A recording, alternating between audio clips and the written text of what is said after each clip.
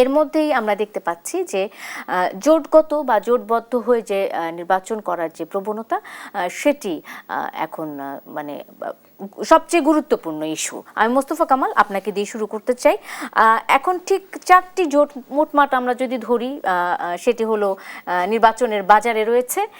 তার মধ্যে সবচেয়ে বড় যে জোট দুটি সেটি হচ্ছে একটা বিএনপির জোট এবং আরেকটি হচ্ছে জামায়াতের নেতৃত্বাধীন যে জোটটি রয়েছে, 11 দল বিশিষ্ট যে দলটি রয়েছে সেই দলটি।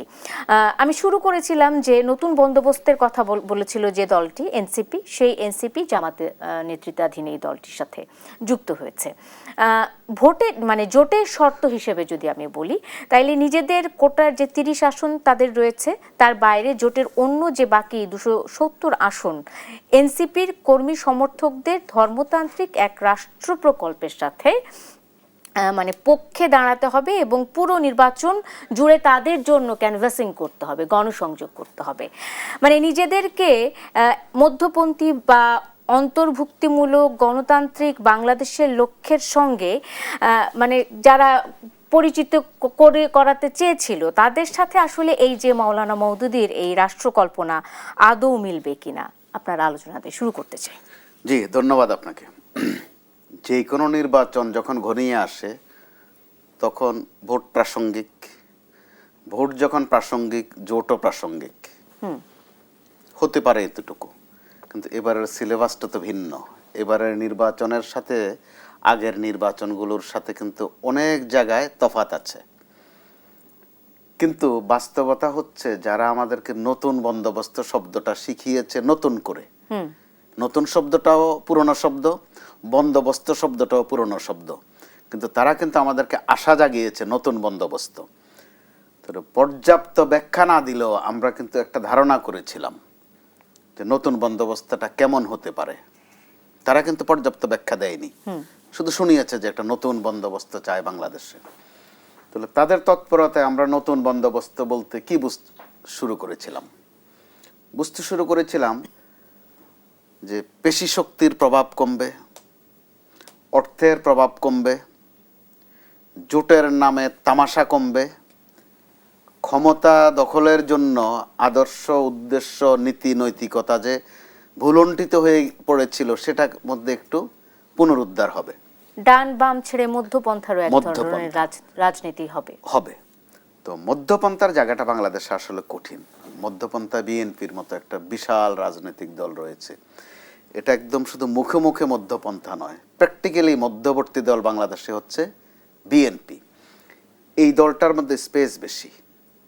এখানে উত্তরপন্থী বলেন, দক্ষিণপন্থী বলেন, মধ্যপন্থী বলেন, সাধু বলেন, শয়তান বলেন, চালাক বলেন, বোকা বলেন, সব কিছুর একটা রসায়ন এই দলটাতে আছে।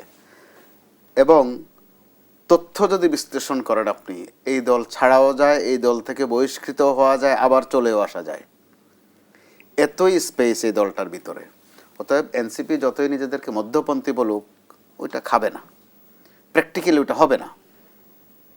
কিন্তু এনসিপি যে আশাটা জাগালো, এবং কি শুধু আশাই জাগায়নি, তারা তো কাজ করে দেখিয়েছে। 5 আগস্ট যদি আপনি খুব তর্ক বিতর্ক না করেন, সেটার ফ্রন্ট লাইনার তো তারা, ফ্রন্ট ফিগার তারা। এতে করে তাদের প্রতি আমাদের স্নেহ বেশি, আদর বেশি, প্রত্যাশাও বেশি। কিন্তু তারা ওই প্রত্যাশাটাকে হতাশায় পরিণত করেছে। তারা প্রকারান্তরে পুরনো বন্দোবস্ততেই গেল। জামাতের সাথে গেল কেন সেই প্রশ্নে আমি যেতে চাই না, বিএনপির সাথেও যেতে পারতো, গেল ওই সমালোচনা এইভাবেই হতো, সমালোচনা হতো। এতটা কি হতো? হয়তো আরো বেশিও হতে পারতো। আচ্ছা, সেটা সমালোচনার বিষয়ও নয়। যেহেতু তারা জামাতের সাথে গেছে, বিএনপির আশেপাশেও ঘোরাফেরা করেছে, 2-4 জন তো বিএনপিতে যোগদানও করছে। অতএব ওই বিতর্কে না গিয়ে যে তারা পুরনো বন্দোবস্ততেই গেল, তো ওখানে আবার কি আছে, তাদের কোটা আছে। তো তাদের আন্দোলনটা তো ছিলই কোটার বিরুদ্ধে, একেবারে সাংঘর্ষিক। কিন্তু নিজেরা যা বলেছে, শুরুর দিকে আমরা একটু ক্ষমা সুন্দর দৃষ্টিতেও দেখেছি, এটাও তো সত্য। তাদের একটা বক্তব্য ছিল, প্রত্যেকটা বক্তব্য কিন্তু মানুষকে খুব টাচ করেছিল। একটা হচ্ছে যে তারা কারো লেজুর হবে না, চমৎকার কথা। কিন্তু তো সেটা কোন প্রসঙ্গে বলেছিল, যে তারা ছাত্র আছে, ছাত্রত্ব নিয়ে থাকবে, কোনো দলে যাবে না বা কোনো দল গঠনও করবে না। কিন্তু দেখা গেল তারা লেজুড়ো হয়েছে, মাথাও হয়েছে, নিজেরা একটা মাথা তৈরি করেছে, এটার নাম এনসিপি, আর লেজটা হচ্ছে বৈষম্য বিরোধী ছাত্র সংগঠন। অর্থাৎ একটা কথায়ও তারা অটল থাকতে পারেনি। তারা কেন যেন এই মাত্র বছর কয়েক আগের ঘটনাও ভুলে যাচ্ছে। আপনি যদি 5 আগস্টকে একটা বটম লাইনও ধরেন, এখান থেকেও কিন্তু তাদের সামনে এগোনো সম্ভব ছিল, পুরনো কথা বাদ পড়ে যেতে পারত।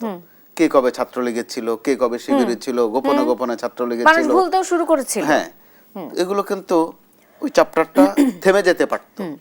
5 আগস্ট থেকে শুরু হতে পারত তাদের পথ চলা। কিন্তু এই পথ চলার মধ্য দিয়ে তারা দেখা গেল কখনো কখনো কারো শিকার হয়েছে, এইদিকে হেলেছে, ওইদিকে দুলেছে, বিএনপির সাথেও তো ঘোরাফেরা করেছে, আসন নিয়ে কথাবার্তা বলেছে তো অবশ্যই। আবার তাদের অন্যতম সৌন্দর্য কি ছিল, যে স্পষ্ট কথা বলে দেয়া, চোখে চোখ রেখে কথা বলে দেয়া। তো এখন চোখে চোখ বলতে কোন চোখ? শুধু আওয়ামী লীগেরটাই চোখ? তারা তো প্রশংসিত হয়েছিল। তো এই চোখে চোখ তো বিএনপির দিকেও রাখতে পারতো, জামাতের দিকেও রাখতে পারতো। তাহলে তাদের জন্য স্পেস ছিল আরো বেশি। কি রকম সেটা? একটু তাদের বোধহয় এখনো যারা আছেন ভাববার বিষয় আছে। যিনি অল্প কদিন আগে প্রয়াত হয়েছেন বেগম খালেদা জিয়া, তিনি যখন দেশনেত্রী হয়েছেন, অথবা আপসহীন নেত্রী, দুটো খেতাব ওনার কিন্তু অর্জন, মানুষ ভালোবেসে দিয়েছে, তিনি কিন্তু তখন এমপি ছিলেন না, আর অনেক পরে এমপি হয়েছেন।